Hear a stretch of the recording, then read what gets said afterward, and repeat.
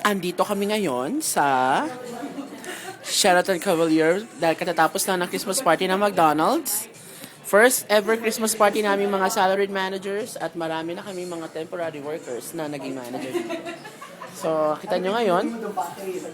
Yan, si Fernan nagpo-post, try to post. Si Dex na medyo may kalasingan na, hindi na siya sober.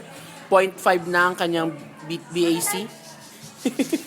Kasi low light siya. At saka si... Talk to me, Joey.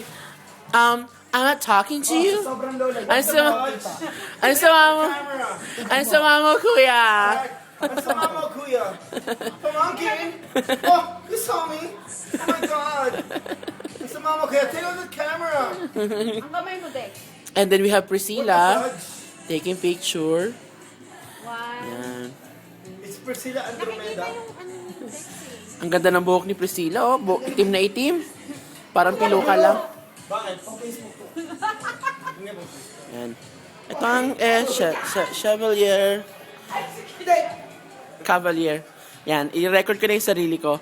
At alam nyo ba na napakaganda ng naging resulta kasi nag-enjoy kami sobra.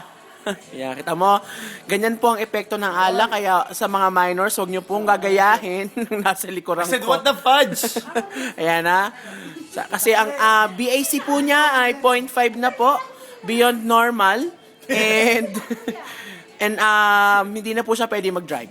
Yan. Actually, I'm calling a cab, so... Yeah. At saka- by the way, you're driving, right? Yeah. Okay. I'm like so driving. Your number is 664-6464? Comfort Joey. Ayan, nakita mo.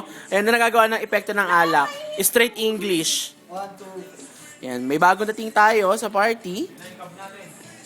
Kuya Arnel. At Si Daisole!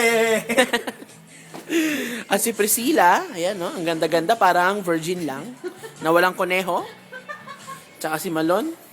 Na kulay, pana. Kakulay niya yung chair.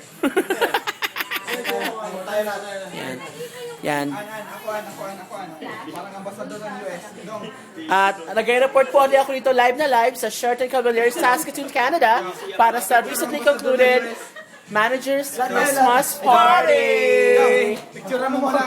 Oo nga! Dito tayo doon. Mamaya na. Merry Christmas Philippines! Merry Christmas Canada! Oy! Ambasador ang